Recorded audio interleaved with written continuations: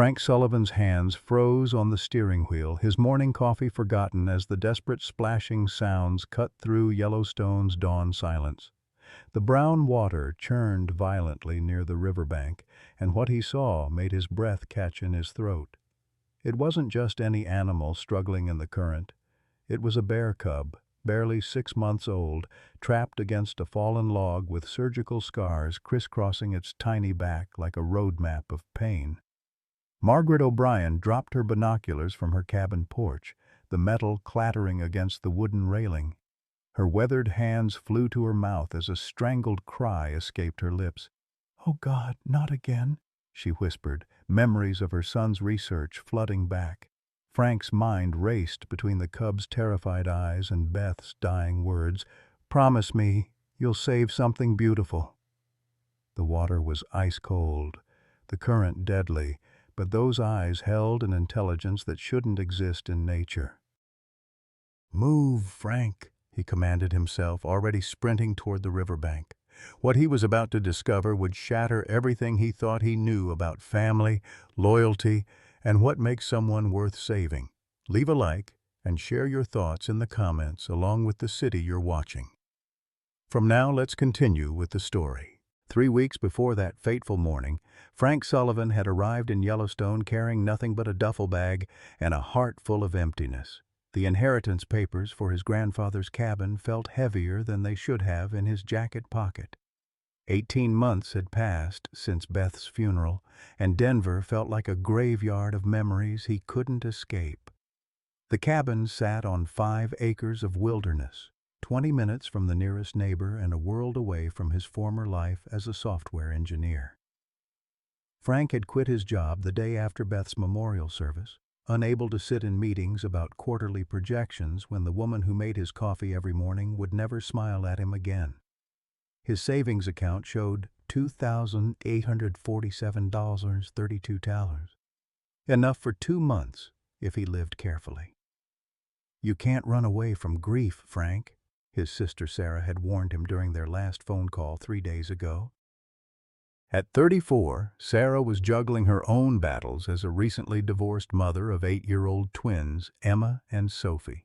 Her voice carried the exhaustion of someone who'd been holding everyone together for too long. "The girls need their uncle. I need my brother." But Frank needed silence. He needed the kind of peace that only came from chopping firewood until his hands bled and falling asleep to the sound of wind through pine trees instead of sirens and traffic.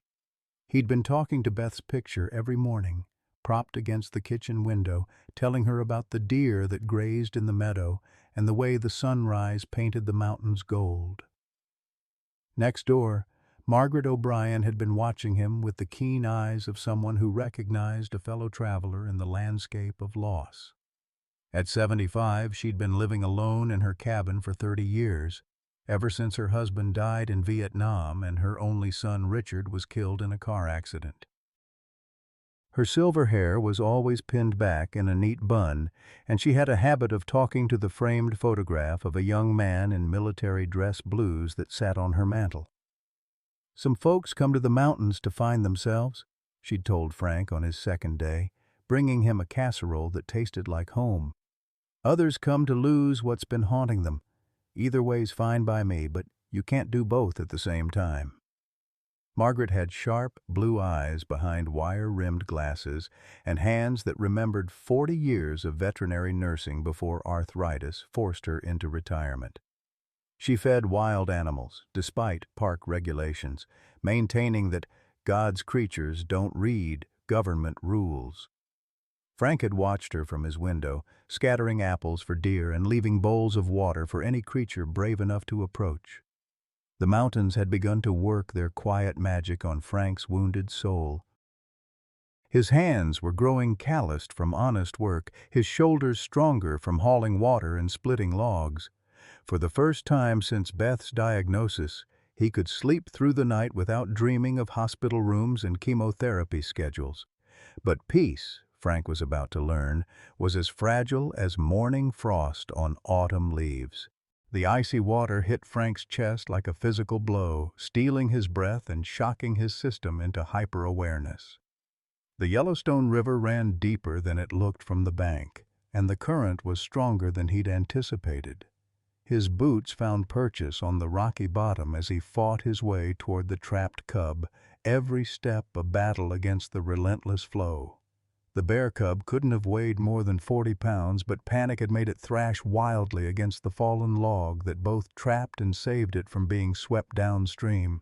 Its dark fur was matted with river water and something else, dried blood from wounds that looked too precise to be accidental. As Frank got closer, his heart clenched at the sight of the animal's eyes. They held an intelligence and desperation that seemed almost human. "Easy, little one," Frank whispered, his voice barely audible over the rushing water. "I'm here to help." The cub's struggles intensified as Frank approached, but exhaustion was winning. Its movements grew weaker, its head dipping dangerously close to the waterline. Frank knew he had seconds before hypothermia or drowning claimed the small life. With one arm braced against the log, Frank reached out slowly, talking in the same gentle tone Beth had used with frightened animals at the shelter where they'd volunteered together. "That's it, sweetheart. Just let me help you." His fingers made contact with wet fur, and the cub's struggles ceased entirely, as if it had made some conscious decision to trust this stranger. Frank scooped the limp form against his chest, immediately feeling how cold and still the small body had become. The current fought him for every step back to shore, his legs burning with effort and his lungs aching from the cold. Just as his strength began to fail, strong hands grabbed his shoulders. "I've got you." Margaret O'Brien's voice was steady, despite her 75 years. She had waded knee-deep into the water, her practical boots finding sure footing on the slippery rocks. Together, they hauled Frank and his precious burden onto the muddy bank. The cub lay motionless in Frank's arms, its breathing so shallow it was barely detectable. Margaret immediately took charge, her old veterinary training kicking in like muscle memory. "Bring him to my cabin. I have supplies." Frank didn't question how she'd appeared so quickly or why she had emergency animal medical supplies. He followed her up the worn path to her porch, his wet clothes clinging to his skin and his boots squelching with each step. Margaret's cabin was warm and smelled of coffee and pine soap. She'd already spread clean towels on her kitchen table and was pulling items from a well-stocked medical kit that looked more professional than anything Frank would have expected from a retired woman living alone in the mountains. "Set him down gently," she instructed, her hands already working to check the cub's vital signs. "He's hypothermic but alive. That's what matters." As they worked together to warm and dry the small body, Frank got his first clear look at the injuries that had been hidden by wet fur. 3 parallel scars ran across the cub's back, too straight and evenly spaced to be from claws or teeth. Behind the left ear, barely visible through the thick fur, was a small metal tag. "Margaret," Frank's voice was tight. "Look at this." She followed his gaze to the metal tag, and her face went pale. Her hands stilled on the towel she'd been using to dry the cub's fur. "Oh, dear God," she whispered. "They found him." "Found who?" "What is this?" Frank's protective instincts, dormant for so long, flared to life. "This isn't a wild bear, is it?" Margaret's eyes darted to the window, then back to the unconscious cub. "Some debts take generations to repay," she said quietly, her voice carrying the weight of old secrets. "This little one, he's been through more than any creature should endure." Before Frank could ask what she meant, the cub's eyes fluttered open. They focused immediately on Frank's face with an intensity that made his breath catch. There was recognition there, and gratitude, but also something else, a wariness that spoke of betrayal and pain. "Hey there, little guy," Frank whispered, extending one finger toward the small black nose. The cub sniffed cautiously, then pressed his nose against Frank's hand in what could only be described as a thank you. "He's choosing you," Margaret said softly. Animals know. They can sense a protector. The warmth of that small nose against his palm unleashed something in Frank that had been locked away since Beth's death. Purpose. The fierce, protective love that had no outlet when his wife was beyond saving.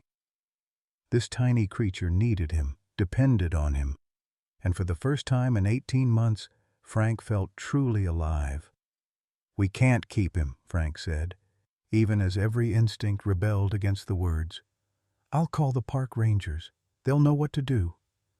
Margaret's hand shot out to grip his wrist. No, she said firmly. You can't. They'll either relocate him too far from his territory or... She didn't finish the sentence, but her meaning was clear. Then what do you suggest? Frank asked, though his heart had already made the decision. The cub had curled into his palm, seeking warmth and security. He stays with you tonight. Let him recover. In the morning, we'll figure out what's best for him. Margaret began packing away her medical supplies with efficient movements. But Frank, if you take him in, even temporarily, you need to understand something. This isn't just any bear cub. Someone has hurt him deliberately, and they might come looking for him. Frank looked down at the small form beginning to show signs of life, tiny paws flexing against his hand. What aren't you telling me, Margaret? Some stories are better left buried, she replied, but her eyes held depths of pain and knowledge that belied her words. What matters now is that he's safe. That evening, Frank found himself setting up a makeshift den in his cabin's basement, using every spare blanket and pillow he owned. The cub, whom he'd started calling Hope in honor of Beth's favorite word, had taken small sips of warm milk and honey that Margaret had provided. Hope seemed to understand that this was sanctuary, settling into the soft nest with a contented sigh. As Frank sat beside the sleeping cub, he whispered to Beth's photograph, now relocated to the basement. I know you'd approve, sweetheart. He needs someone to believe in him. Outside, snow began to fall earlier than usual for late September, as if the mountains themselves were providing cover for this unlikely family. Frank didn't yet know that his simple act of compassion had set in motion events that would challenge everything he thought he knew about love, loyalty, and the thin line between salvation and destruction. All he knew was that for the first time since Beth's funeral, he had someone to protect, and that changed everything. The next 3 days passed in a haze of discovery that left Frank questioning everything he thought he knew about animal intelligence. Hope wasn't just recovering, he was thriving in ways that defied explanation. The cub had learned to open the simple cabinet latches in Frank's kitchen within hours of being mobile. More unsettling was how Hope seemed to understand not just tone, but actual words. When Frank said breakfast, Hope would pad to his food bowl. When Frank mentioned outside, the cub would move toward the door. On the 4th morning, Frank was reading aloud from one of Beth's favorite novels when Hope did something that made his blood run cold.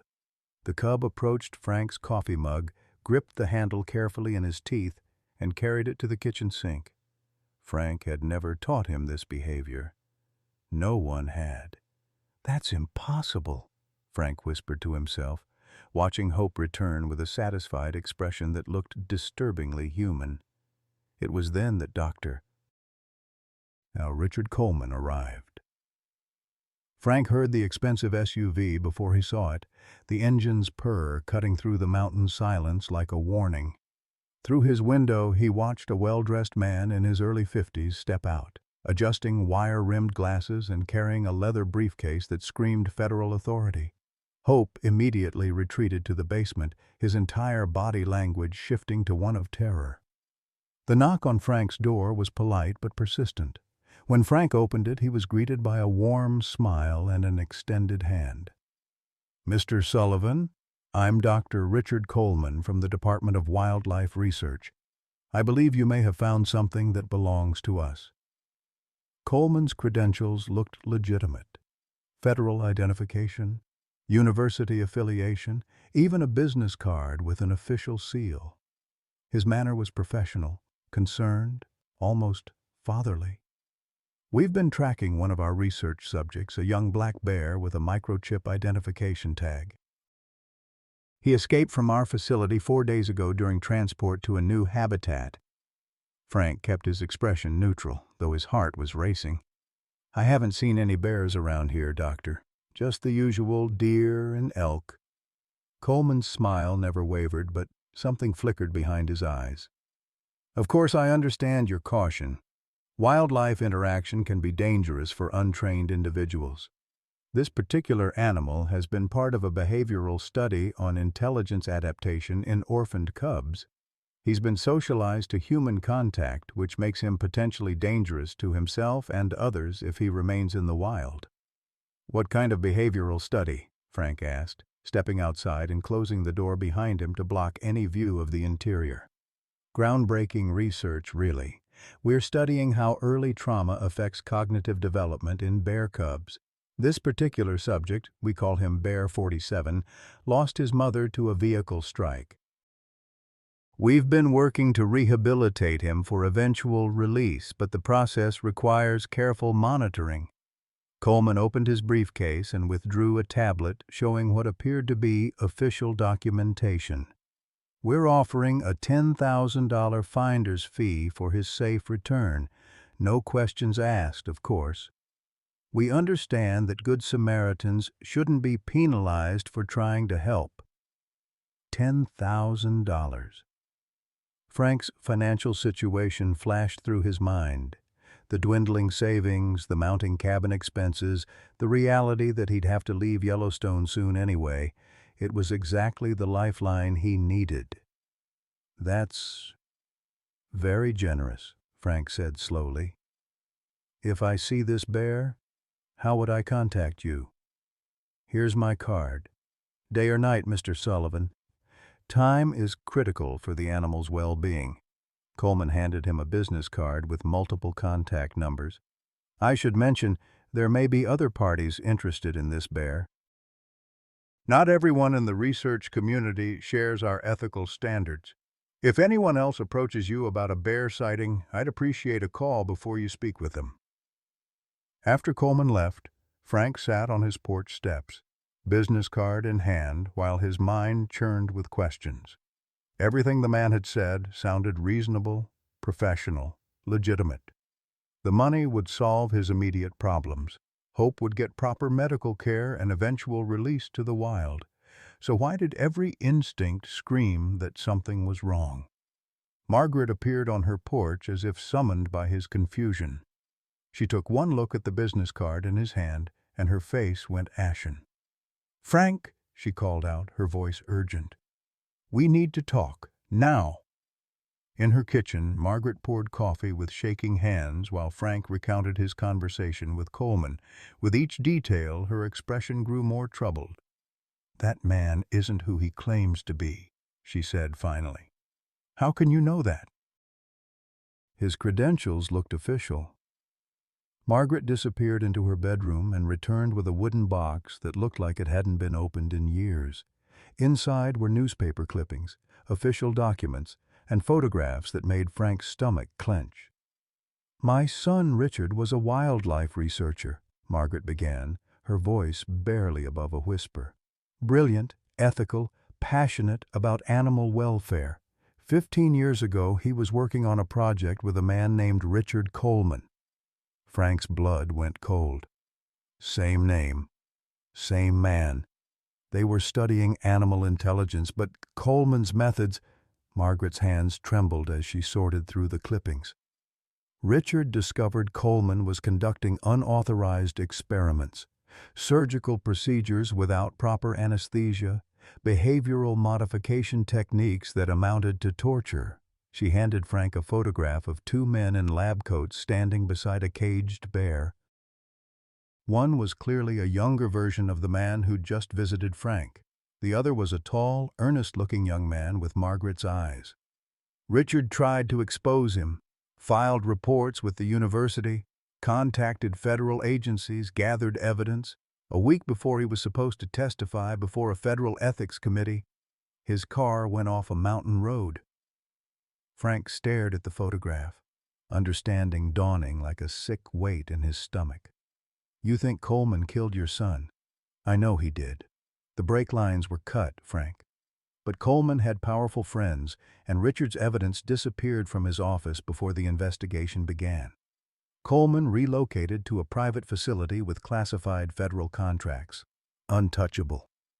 Why didn't you ever come forward? Margaret's laugh was bitter. A grieving mother versus a respected scientist with government backing? Who would have believed me? Frank stood up abruptly, the need to check on Hope overwhelming him. I have to. Frank. Margaret's voice stopped him at the door. She was holding an old revolver, its weight familiar in her weathered hands. Take this. Coleman isn't here for research. He's here to cover his tracks. That bear you saved is evidence of 15 years of crimes. The weight of the gun in Frank's hands felt like accepting a burden he wasn't sure he could carry. What are you saying? I'm saying that little bear downstairs isn't just intelligent because of trauma or genetics. Coleman has been experimenting on animals for years, trying to enhance their cognitive abilities. When his subjects don't survive or become too dangerous to control, they disappear. Frank's mouth went dry. The scars on Hope's back. Surgical sites. Coleman's signature. 3 parallel incisions to access specific brain regions. Margaret's voice was clinical now, as if distance could make the horror bearable. Your Hope escaped before Coleman could complete his final procedure. The implications hit Frank like a physical blow.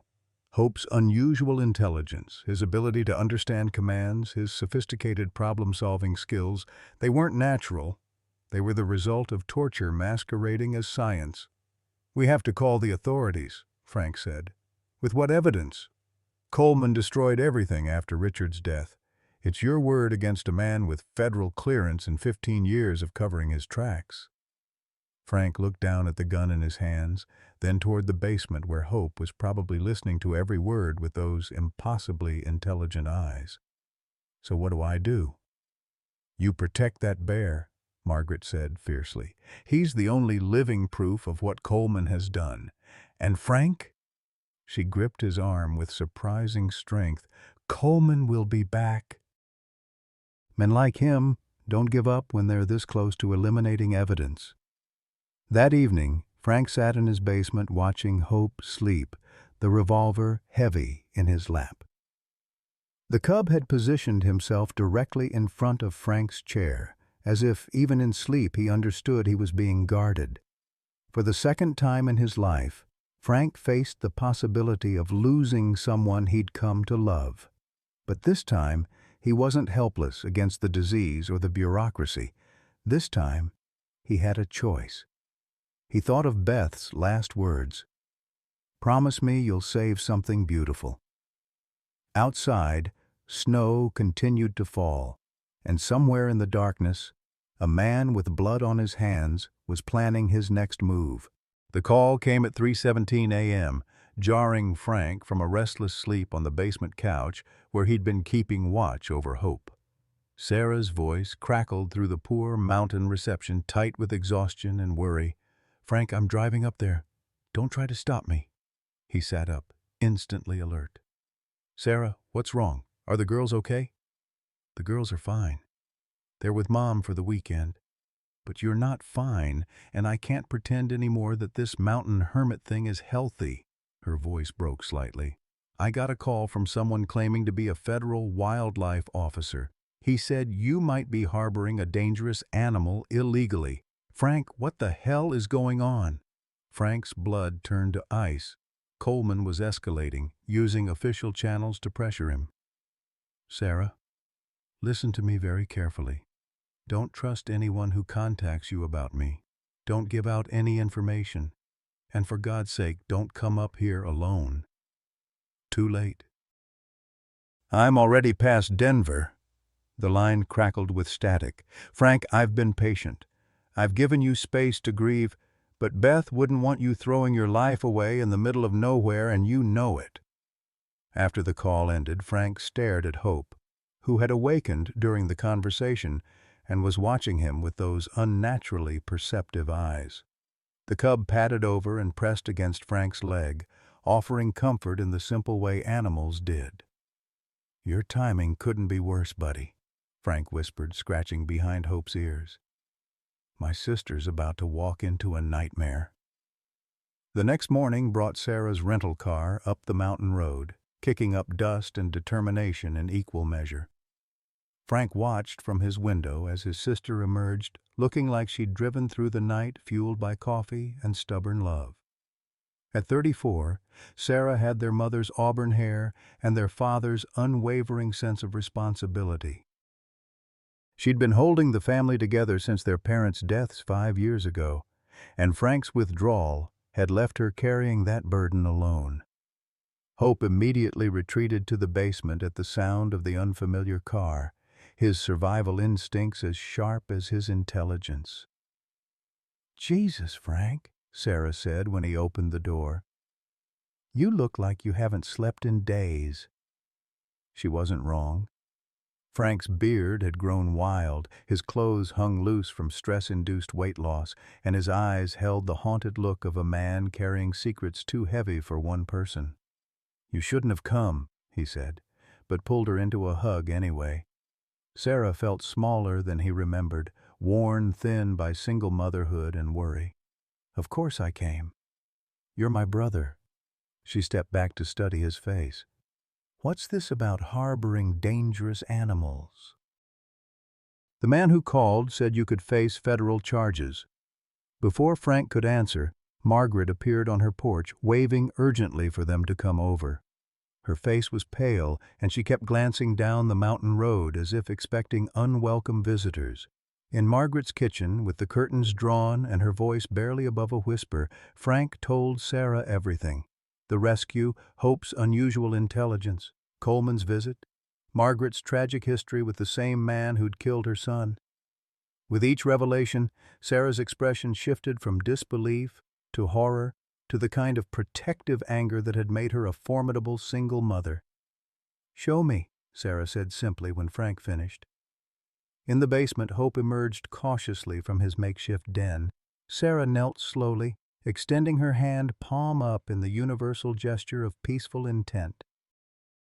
The cub approached with deliberate caution, sniffing her hand before making what could only be described as a conscious decision to trust her. "Oh my God," Sarah breathed, as Hope gently pressed his nose to her palm. "He's... Frank. He understands us, doesn't he?" "More than he should," Frank admitted. "Watch this. Hope, can you bring Sarah the blue book?" Without hesitation, Hope padded to Frank's reading corner and returned with a blue-covered volume of poetry, placing it carefully in Sarah's lap. Her sharp intake of breath was audible. "This isn't natural animal behavior," she whispered. "No, it's not." Frank's voice was heavy with the implications. "Coleman did something to him, Sarah. Something that enhanced his cognitive abilities, but at what cost? Look at these scars."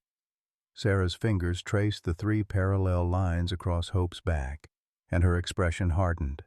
As a mother, she recognized the signs of deliberate harm inflicted on something innocent and defenseless. "That monster tortured him," she said, her voice tight with fury. Their conversation was interrupted by the sound of vehicles approaching.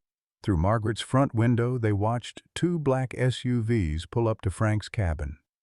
Coleman emerged from the first vehicle, accompanied by 3 men in tactical gear bearing official-looking badges. "He's not wasting time," Margaret said grimly. Frank felt the familiar weight of impossible choices. Run and become a fugitive, protecting Hope but destroying any chance of a normal life. Stay and face whatever legal machinery Coleman had set in motion, probably losing Hope and possibly his freedom. "There's a third option," Sarah said quietly, reading her brother's expression. "We fight."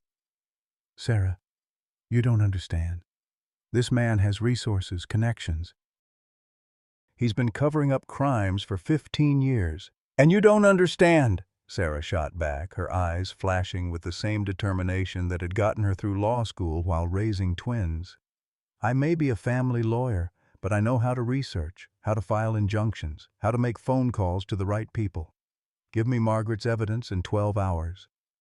We don't have 12 hours. A loud knock echoed through Margaret's cabin. Coleman's voice carried through the door, officially polite but with an undertone of barely controlled impatience. Mrs. O'Brien, Federal Wildlife Services. We have reason to believe a dangerous animal may be in this area. We need to conduct a welfare check. Margaret looked at Frank and Sarah with eyes that had seen too much loss. Take Hope out the back.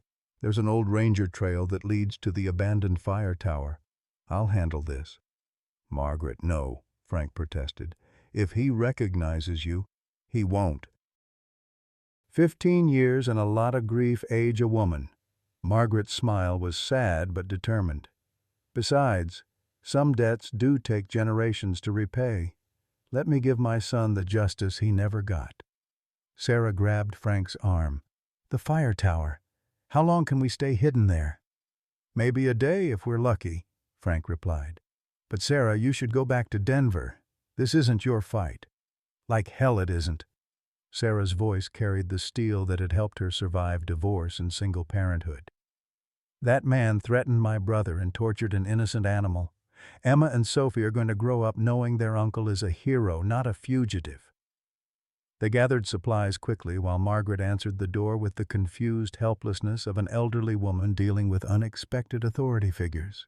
Frank could hear Coleman's frustrated questions and Margaret's carefully bewildered responses as they slipped out the back door with Hope. The trail to the fire tower was steep and treacherous, winding through dense pine forest that provided cover but made travel slow. Hope kept pace easily, his enhanced intelligence allowing him to understand the need for silence and stealth. Several times the cub actually guided them around obstacles or chose better paths, demonstrating a spatial reasoning ability that continued to astound Frank. 3 hours later, they reached the abandoned fire tower, a wooden structure that had been obsolete since satellite monitoring became standard. The small cabin at its base was weathered but intact, offering shelter and a panoramic view of the approaches. As they settled in for what might be a long wait, Sarah pulled out her phone and began making calls. Her legal training kicked in as she contacted wildlife advocacy groups, animal rights organizations, and journalists who specialized in government corruption stories.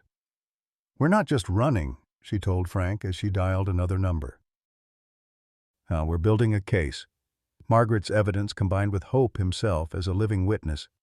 Coleman won't be able to cover this up if enough people are watching. Frank watched his sister work, remembering why she'd been the family's designated problem solver since childhood. Sarah had always been the one who turned obstacles into opportunities, who found solutions where others saw only problems. Hope curled up between them, his presence a reminder of what they were fighting for. The cub's trust in them was absolute, his intelligent eyes reflecting an understanding that these humans represented safety in a world that had shown him too much cruelty. As evening approached, they could see lights moving in the forest below, search teams combing the area. Coleman wasn't giving up easily, but he was also making a critical mistake. The more resources he deployed, the more questions would be asked about why a simple escaped research animal warranted such an intensive manhunt. "Frank," Sarah said softly as they watched the lights below, "what you did, saving Hope, choosing to protect him, Beth would be so proud." For the first time since his wife's death, Frank felt the crushing weight of grief lift slightly. Maybe Sarah was right. Maybe this was what Beth had meant about saving something beautiful. Not just Hope's life, but Frank's own capacity for love and protection. Outside, the search continued. But inside the small cabin, an unlikely family had formed.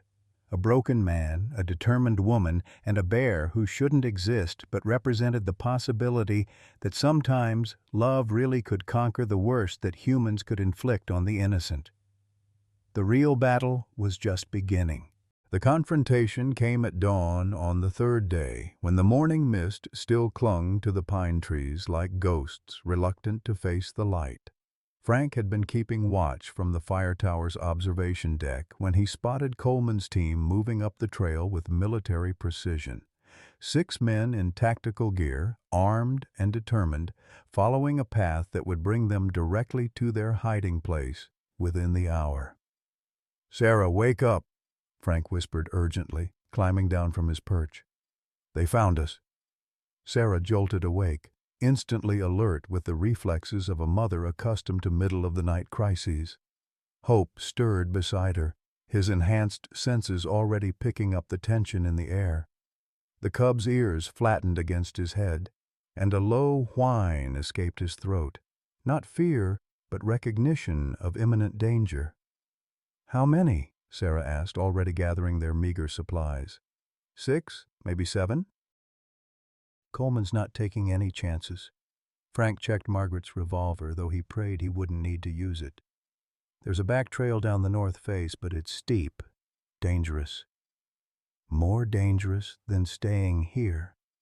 Sarah's voice was steady, but Frank could see the fear in her eyes, not for herself, but for what would happen to Hope if Coleman reclaimed him. They heard the voices before they saw the men, Coleman's cultured tones carrying through the forest air with false authority. "Mr. Sullivan, we know you're here. This has gone on long enough. You're harboring federal property and interfering with a legitimate research operation." Frank positioned himself at the cabin's single window, Hope pressed against his leg in a gesture that felt both protective and seeking protection. Sarah crouched beside the back door, ready to run if the situation deteriorated. "You have 30 seconds to surrender the animal and come out with your hands visible," Coleman continued, his patience finally wearing thin. "After that, we'll be forced to consider you armed and dangerous." "Armed and dangerous?" Frank called back, his voice carrying more confidence than he felt. "I'm a software engineer from Denver, Coleman. The only thing dangerous here is what you did to this bear." A long silence followed, and Frank could almost hear Coleman's mind working, calculating how much Frank actually knew and how much was bluff. "Mr. Sullivan, you don't understand the full situation." Coleman's voice took on a reasonable, almost paternal tone. "That animal has been subjected to experimental behavioral modification. He's unpredictable, potentially violent. You and your sister could be seriously hurt." "The only violence I've seen is the scars you put on him," Frank replied. 3 surgical incisions, perfectly placed. That's not accident trauma, Coleman. That's deliberate mutilation." Another silence, longer this time. When Coleman spoke again, his mask of official authority had slipped, revealing something colder underneath. "You have no idea what you're interfering with, Sullivan. That research could save human lives. Military applications, search and rescue operations, law enforcement, one animal's discomfort against the greater good." Sarah's sharp intake of breath was audible. The casual way Coleman dismissed Hope's suffering as discomfort revealed the true depth of his callousness. "Is that what you told Margaret's son before you killed him?" Frank called out, playing his strongest card. "Did you explain the greater good to Richard O'Brien?" The silence that followed was different, charged with shock and barely controlled rage. Frank had struck home, confirming Coleman's worst fear. Someone knew about Richard, about the cover-up, about 15 years of buried crimes. When Coleman spoke again, his voice had changed entirely. Gone was the pretense of official procedure. What remained was the voice of a man with nothing left to lose. "You've made a serious mistake, Sullivan. This was supposed to be simple. A routine recovery of escaped research property. Now you've forced me to classify you as a threat to national security." Frank heard the metallic click of weapons being readied. These weren't researchers anymore. They were hunters preparing to eliminate witnesses. "Sarah, go," Frank whispered. "Take Hope and run. I'll hold them off." "Like hell," Sarah whispered back, her lawyer's mind working furiously. "Frank, we need to record this. His threats, his admission about the research. My phone has been documenting everything." Hope suddenly stood, his body tense with an alertness that seemed almost supernatural. His enhanced hearing had picked up something the humans had missed, the sound of additional vehicles approaching from the opposite direction. "More of Coleman's people?" Sarah whispered. But Hope's reaction was different. Instead of the fearful whining that Coleman's presence triggered, the cub moved toward the front window with what could only be described as anticipation. The new voices that carried through the forest air were different too, younger, more official, and carrying the unmistakable authority of genuine law enforcement. "Dr. Coleman, this is Agent Maria Santos, Federal Bureau of Investigation. Lower your weapons immediately and identify yourselves." Frank felt a surge of hope so powerful it made his knees weak. Someone had come. Sarah's desperate phone calls, Margaret's hidden evidence, or perhaps just the suspicious activity of Coleman's manhunt had finally attracted the attention of real authorities. Coleman's response was immediate and telling. "Agent Santos, these individuals are harboring federal research property and interfering with a classified operation. I have authorization to—" "Dr. Coleman," Agent Santos's voice cut through his explanation like a blade, "you have no current federal authorizations. Your research license was suspended pending investigation 3 days ago. Your presence here is unauthorized, and your actions constitute harassment of private citizens." The sound of multiple footsteps surrounded the cabin as FBI agents took positions around Coleman's team. Frank could hear the confused murmur of Coleman's men as they realized their boss had led them into what appeared to be an illegal operation. "Lower your weapons now," Santos commanded. "Dr. Coleman, you're under arrest for violation of federal research protocols, animal cruelty, and conspiracy to obstruct justice." Frank heard Coleman's voice rise in desperate protest. "You don't understand the importance of this research. The applications are limitless. That animal represents years of breakthrough work and cognitive enhancement." "That animal," Santos replied coldly, "represents evidence in a federal investigation into your illegal activities. Mr. Sullivan, this is Agent Santos. Are you and your family safe?" Frank looked at Sarah, who nodded encouragingly, then at Hope, whose intelligent eyes seemed to understand that the danger had passed. With shaking hands, Frank opened the cabin door. Agent Santos was a woman in her 40s with steel-gray hair and the kind of steady presence that came from years of dealing with dangerous situations. Behind her, FBI agents were methodically securing Coleman's team, collecting weapons and reading rights. "Mr. Sullivan, I'm Agent Maria Santos. We've been investigating Dr. Coleman's activities for several months. A Mrs. Margaret O'Brien contacted our office with evidence related to her son's death 15 years ago." Frank's heart clenched. "Is Margaret okay?" "She's fine. Worried about you, but safe in protective custody. Her evidence, combined with your sister's calls to various organizations, finally gave us enough justification for arrest warrants." Sarah emerged from the cabin with Hope at her side, and Frank watched Agent Santos's expression change as she saw the bear cub. The agent knelt slowly, her trained eye taking in Hope's unusual behavior and obvious intelligence. "This is the animal Coleman was pursuing?" she asked. "This is Hope," Frank said simply. "Coleman did something to him, enhanced his cognitive abilities through surgical procedures.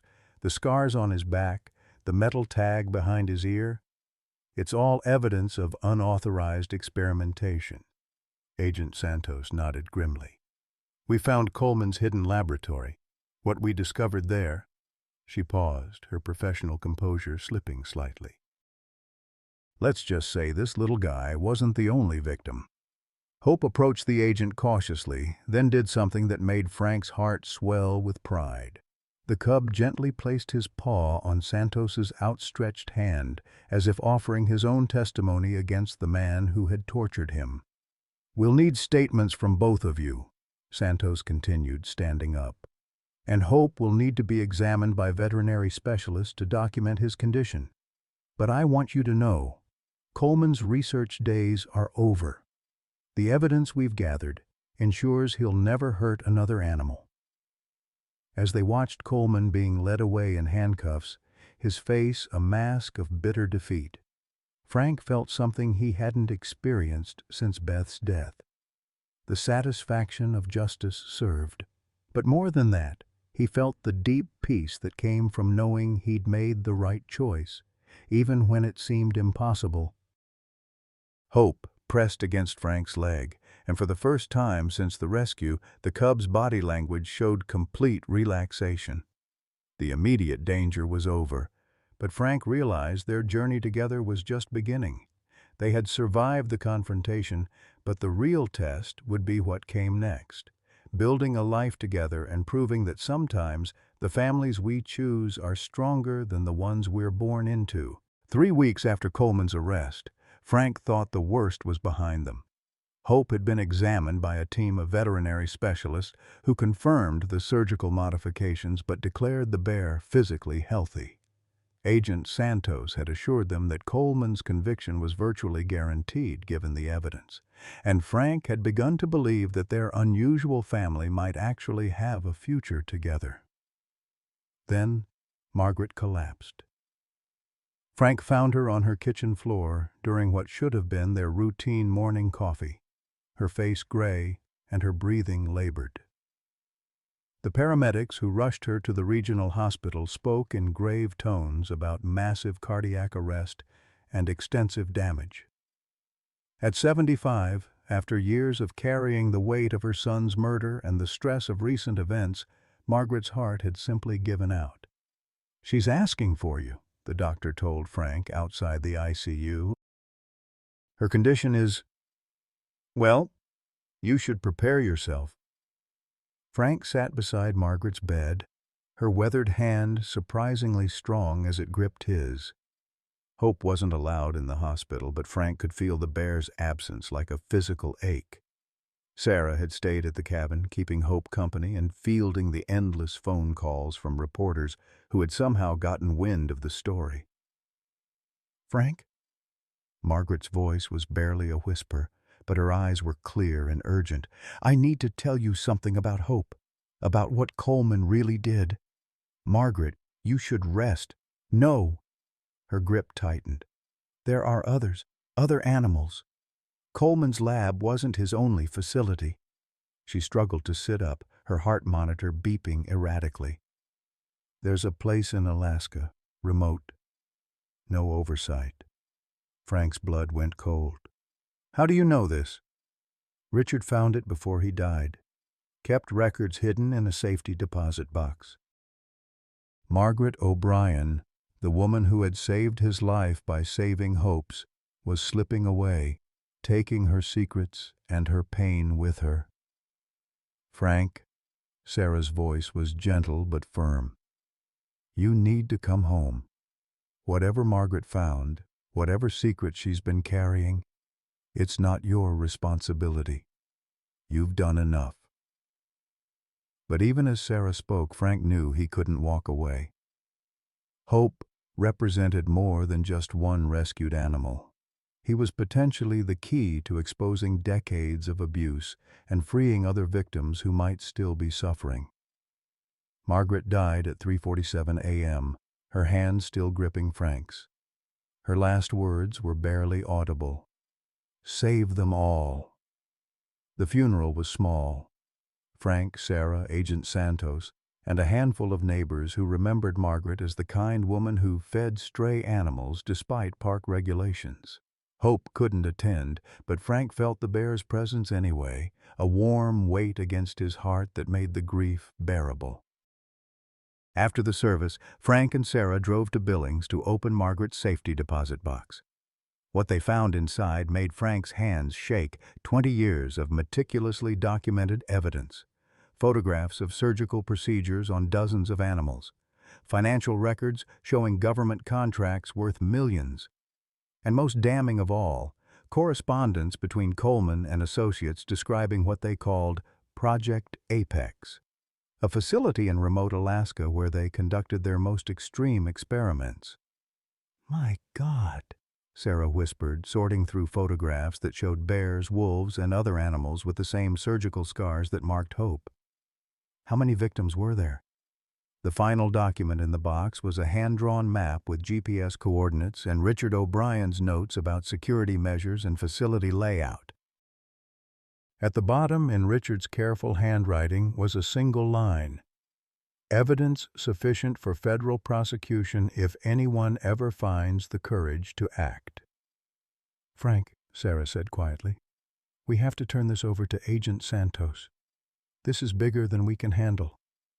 Frank nodded, but his mind was already racing ahead to Alaska, to whatever Coleman had left behind, to the possibility that Hope wasn't alone in the world. "Santos will investigate, but federal procedures take time. Bureaucracy, warrants, jurisdictional issues. How long before someone at that facility destroys evidence and relocates the animals?" "You're talking about going up there yourself," Sarah said, reading his expression. "Frank, that's insane. You're not a federal agent or a trained investigator. You're a software engineer with a rescued bear." "I'm a man who promised a dying woman he'd save them all," Frank replied. "And Hope. Sarah, what if he recognizes other animals up there?" The bear seemed to sense his emotional turmoil, pressing close and offering the wordless comfort that had become their shared language. "There might be others like you up there, buddy," Frank said softly, scratching behind Hope's ears. "Family you don't even remember. But getting to them, it's going to be dangerous." Hope looked up at him with those unnaturally intelligent eyes, and Frank swore he saw understanding there. More than understanding, determination, as if the bear was saying he was ready to face whatever lay ahead to help his own kind. Frank's phone buzzed with a text from Agent Santos. "Reviewed Margaret's evidence. Alaska facility confirmed active federal task force forming. You and Hope may be our best chance at identification and rescue. Are you willing to help?" Frank looked at Hope, thinking of Margaret's last words, of Richard O'Brien's sacrifice, of all the animals still suffering in Coleman's nightmare facility. The truth about Hope's origins came in pieces, each revelation more devastating than the last. Agent Santos had assembled a task force that included wildlife crime specialists, veterinary experts, and behavioral analysts. They'd been studying Margaret's evidence for 2 weeks when Dr. Jennifer Walsh, the lead animal behaviorist, made a discovery that changed everything. "Frank, you need to see this." Dr. Walsh called him into the makeshift command center they'd established in Yellowstone's ranger station. She was holding a photograph from Margaret's collection, one Frank had seen before but never examined closely. "This was taken at Coleman's facility 3 years ago," Dr. Walsh explained, pointing to a cage in the background. "Look at the identification tag." Frank squinted at the small placard attached to the cage. "Subject 47A. Female, age 6, Enhancement Protocol 3. Inside the cage was an adult female bear with distinctive markings, a white patch on her chest in the exact shape of a crescent moon. "Hope's mother," Frank whispered, his heart clenching. "She was alive 3 years ago." "That's not all," Dr. Walsh continued gently. "We cross-referenced this with Coleman's digital records that we recovered. Subject 47A had cubs, multiple litters over 5 years. Frank, Hope wasn't Coleman's only victim from this family line." The room fell silent as the implications sank in. Frank looked through the window at Hope, who was playing in the enclosed yard they'd set up for his safety. The bear had been unusually restless lately, as if sensing the tension surrounding the adult's urgent conversations. "How many?" Frank asked. "At least 6 that we can document." "Maybe more." Agent Santos joined the conversation, her expression grim. Coleman was using the same breeding female repeatedly, taking the cubs for different experimental protocols. Hope escaped during a transport from the Alaska facility to a secondary location in Montana. Frank felt sick.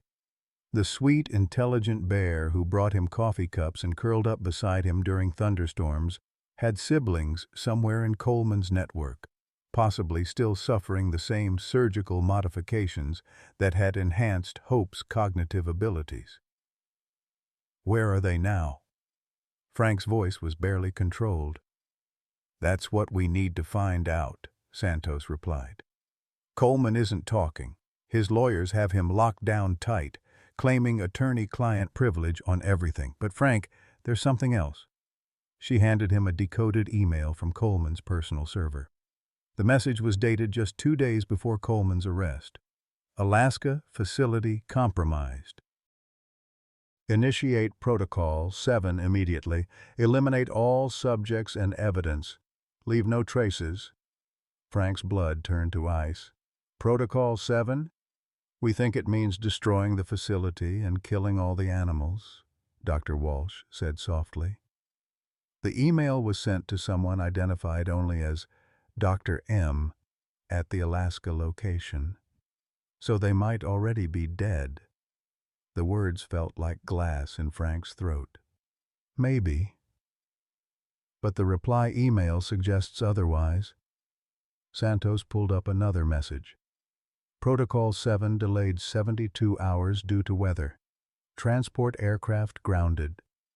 Proceeding with evidence destruction only. Frank calculated quickly. That was 3 weeks ago. If they delayed because of weather, there's a chance some animals are still alive, Santos finished. But Frank, we need to be realistic about what we might find. Even if we locate the facility, even if there are survivors, they may be too damaged or dangerous to save. That evening, Frank sat with Hope in their cabin, the weight of newfound knowledge pressing down on him like a physical force. Hope seemed to sense his distress, repeatedly bringing him small objects, a pine cone, Beth's old bookmark, his reading glasses, as if trying to fix whatever was causing his human such obvious pain. "Hope," Frank said finally, "I need to ask you something, and I need you to really listen." The bear's ears perked up, and those impossibly intelligent eyes focused entirely on Frank's face. "There might be others like you, other bears who went through what you went through, but finding them would mean going to a very dangerous place." Frank's voice cracked. "I can't ask you to face that. You've been through enough." Hope sat perfectly still for a long moment, then did something that nearly broke Frank's heart. The bear walked to the mantel where Frank kept Beth's photograph, carefully picked it up in his teeth, and brought it back to Frank. "You remember her," Frank whispered, taking the frame with shaking hands. Hope pressed his nose to the glass, then looked directly into Frank's eyes. The message was clear. Beth had always talked about saving beautiful things, about making choices that mattered even when they were hard. The next morning brought news that changed everything. A satellite phone call to the FBI field office came from someone identifying himself as Dr. Marcus Hayes, Coleman's research partner at the Alaska facility. "I want to make a deal." The voice was shaky, desperate. "I have information about the animals, about what Coleman really did up here, but I need protection. He's gone completely insane since his arrest." Agent Santos put the call on speaker. "Dr. Hayes, this is Agent Santos, FBI. What kind of information?" "There are 11 animals still alive at the facility. Bears, wolves, 2 lynx, all of them surgically modified, all of them changed. Coleman ordered me to euthanize them and destroy the evidence, but I couldn't. Some of them have been here for years. They're not just research subjects anymore, they're—" The line crackled with static before Hayes continued, his voice breaking. "Agent Santos, they're individuals. They have personalities, relationships with each other. One of the bears, Subject 47B, she keeps trying to mother the younger animals. She builds nests for them, shares her food. I can't kill her. I can't kill any of them. Frank's heart hammered against his ribs. Subject 47B. Another number in Coleman's system, but possibly Hope's sister or mother. Dr. Hayes, Santos said carefully, we're prepared to offer you immunity in exchange for your cooperation, but we need coordinates and a detailed facility layout. Can you provide that? Yes, but you need to hurry. Coleman's been calling me obsessively from federal detention. His lawyers are trying to arrange some kind of emergency court order to have the animals destroyed as dangerous to public safety. If that goes through, we understand. Dr. Hayes, stay exactly where you are. Federal agents will be en route within 12 hours. After the call ended, the room erupted in urgent planning. Maps were spread across tables, transportation logistics discussed, veterinary teams assembled. But Frank found himself standing apart from the chaos, watching Hope through the window. The bear had positioned himself at the fence line facing north toward Alaska, as if some instinctual compass was pulling him in that direction. When Frank joined him outside, Hope immediately pressed against his legs, looking up with an expression Frank had never seen before. Desperate hope mixed with ancient grief. You know, don't you? Frank whispered. You know they're up there. Hope's response was to walk to Frank's truck and sit beside the driver's door, as clear a statement of readiness as Frank could imagine. Sarah found them there 20 minutes later, her face set with the determination Frank recognized from their childhood. She was carrying a duffel bag and wearing hiking boots. I've arranged for Emma and Sophie to stay with Mom for 2 weeks, she announced. I'm coming with you. Sarah, absolutely not. This isn't a rescue mission anymore. It's potentially a war zone. Exactly why you'll need a lawyer present to document everything for prosecution. Sarah's voice brooked no argument.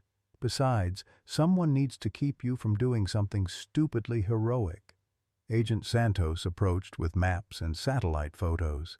The facility is here, she pointed to a remote valley in the Alaska wilderness, accessible only by helicopter or a 3-day hike through terrain that would challenge experienced mountaineers.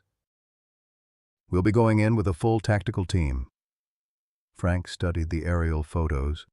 The facility looked like a small military compound, several buildings surrounded by high fences, isolated in a valley that was accessible only through one narrow pass. What about the animals? Frank asked. If there's resistance, if shooting starts, that's why we need Hope, Santos replied. Dr. Hayes says the animals are extremely wary of humans now, traumatized by years of abuse. They might not trust our veterinary team enough to be safely captured, but if Hope can communicate with them somehow, establish trust. Frank looked at Hope, who was still sitting by the truck with unwavering patience. The bear had already made his choice. The question was whether Frank had the courage to follow through on a promise that might cost them everything. When do we leave? Frank asked. Tomorrow at dawn, Santos replied. Frank, I need you to understand, this isn't just about rescuing animals anymore. Coleman's research represents 20 years of federal crimes. The animals are evidence, witnesses. Their survival or death could determine whether justice is served for hundreds of victims. That night, Frank couldn't sleep. He sat on his porch with Hope pressed against his side, both of them staring north toward Alaska, toward whatever remained of Coleman's nightmare facility. In the morning, they would begin a journey that would either reunite Hope with his family or lead them all into the heart of one man's twisted legacy. Whatever we find up there, Frank whispered to Hope, we face it together. The bear's response was to place his massive paw over Frank's hand, a gesture of trust that felt like a promise. The helicopter touched down in the Alaskan wilderness at 6:23 a.m., its rotors stirring up clouds of early snow that made visibility nearly impossible. Frank's stomach churned from the 3-hour flight, but Hope had remained remarkably calm throughout the journey, as if he understood they were finally going home. Agent Santos led the tactical team out first, weapons drawn and alert for any signs of resistance. The facility sprawled before them like a scar on the pristine landscape, concrete buildings surrounded by rusted chain-link fencing, many of the structures showing signs of hasty abandonment. "Hayes, this is FBI. We're here," Santos spoke into a radio. The response came immediately, crackling with relief and desperation. "Thank God. I'm in Building C with the animals. Please hurry. Some of them are in critical condition." Frank helped Hope out of the helicopter, and the bear's reaction was immediate and heartbreaking. Hope's entire body went rigid, his head turning toward the largest building as if pulled by an invisible force. A low whine escaped his throat, not fear but recognition mixed with overwhelming grief. "He remembers this place," Frank said quietly to Sarah, who had insisted on documenting everything with her camera despite the FBI's initial objections. As they approached Building C, Dr. Hayes emerged with his hands raised. He was younger than Frank had expected, maybe 40, with the hollow-eyed look of someone who hadn't slept in weeks. His lab coat was stained, and his hand shook as he gestured toward the building. "They're inside," Hayes said, his voice breaking. "I've been trying to keep them comfortable, but without proper veterinary support, some of them are dying." Hope pushed ahead of the group, his urgency overriding his usual caution around strangers. At the building's entrance, he stopped and released a sound Frank had never heard before, a deep, resonant call that seemed to come from some primal place of longing and hope. From inside the building came an answering call, then another, and another. Frank's knees nearly buckled as the realization hit him.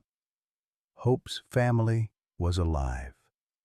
The interior of Building C was a maze of large enclosures, each containing one or more animals, but these weren't the sterile laboratory cages Frank had expected.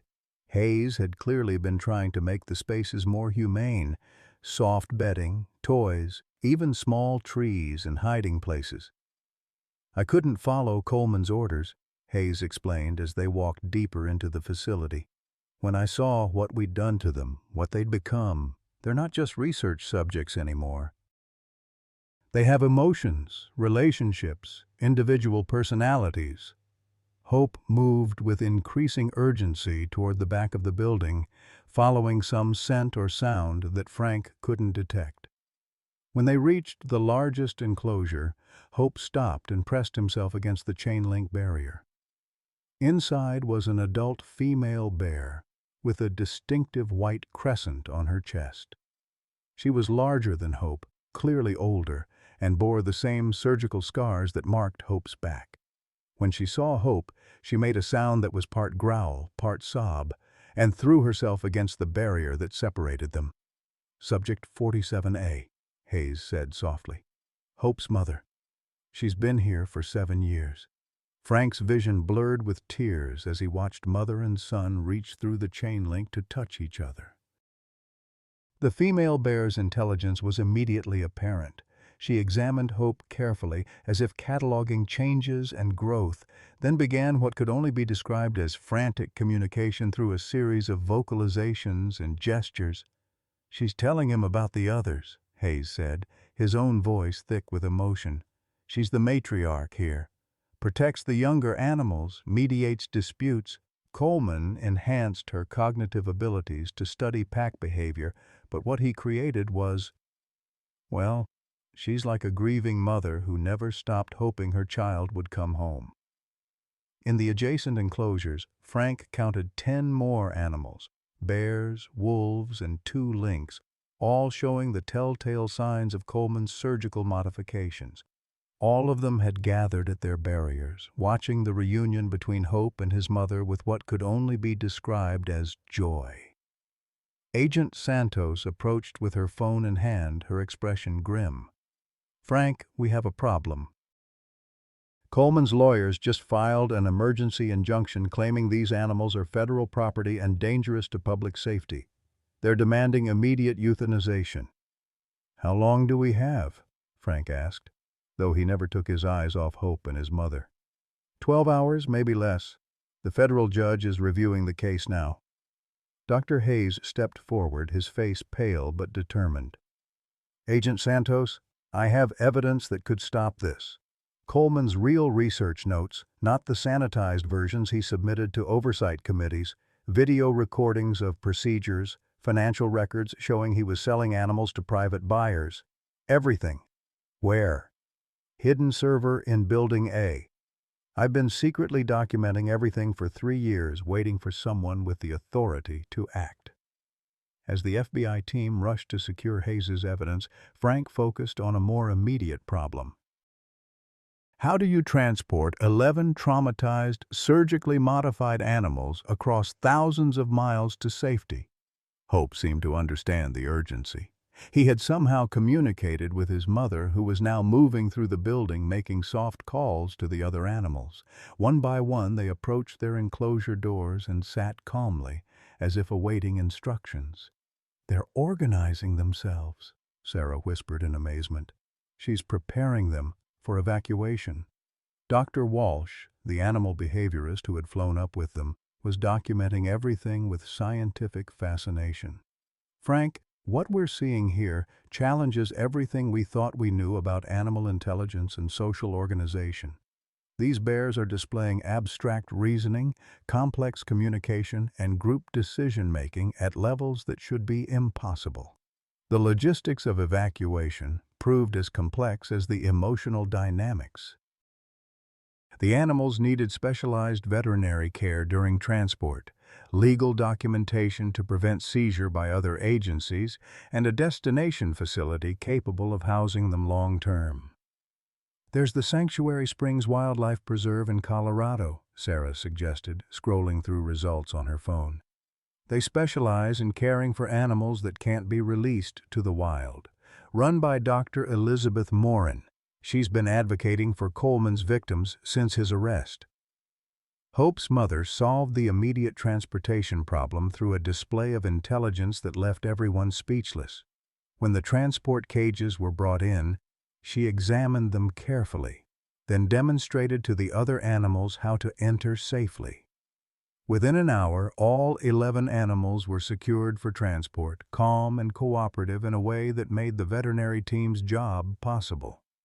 As the helicopters prepared for departure, Frank sat beside Hope's transport cage, his heart breaking and healing simultaneously. And the bear was finally going home, not to the wild, but to something better, a place where his enhanced intelligence would be understood and celebrated rather than exploited. "Frank," Sarah touched his shoulder, "Hayes wants to speak with you." The former researcher approached with something in his hands, a thick folder filled with photographs and documents. "These are pictures I took over the years," he said quietly, "of all the animals, their relationships with each other, their individual personalities. I thought Hope's family should have a record of who they really are beyond Coleman's experimental numbers." Frank opened the folder and immediately understood. These weren't clinical research photos. They were family portraits. Hope's mother caring for injured animals, young bears playing together, an elderly wolf who apparently served as a wise counselor to the group, a lynx who had adopted an orphaned bear cub. "You gave them dignity," Frank said to Hayes. "Even in that place, you helped them remember they were more than subjects." "It wasn't enough," Hayes replied. "Not nearly enough. But maybe now." The flight back to Colorado was longer than the outbound journey, requiring multiple fuel stops and veterinary checks. But Hope remained calm throughout, as if his mother's presence had finally given him the peace he'd been searching for since Frank pulled him from the river. At Sanctuary Springs, Dr. Elizabeth Morin was waiting with a team of specialists and a facility specifically designed for Coleman's victims. The animals would have large, naturalistic enclosures, specialized medical care, and most importantly, the chance to live together as a family unit. As Hope's mother was released into her new home, she did something that brought tears to every observer's eyes. She touched her nose to the fence where Frank stood, then moved to where Hope waited and gently guided her son to the same spot. 3 generations of connection: Frank, who had saved Hope, Hope, who had led them to his family, and the mother, who had never stopped believing they would be reunited. "They're home," Sarah whispered, her camera capturing the moment when Hope and his mother walked together into their new territory, surrounded by the family they'd thought was lost forever. Frank nodded, feeling Beth's presence more strongly than he had since her death.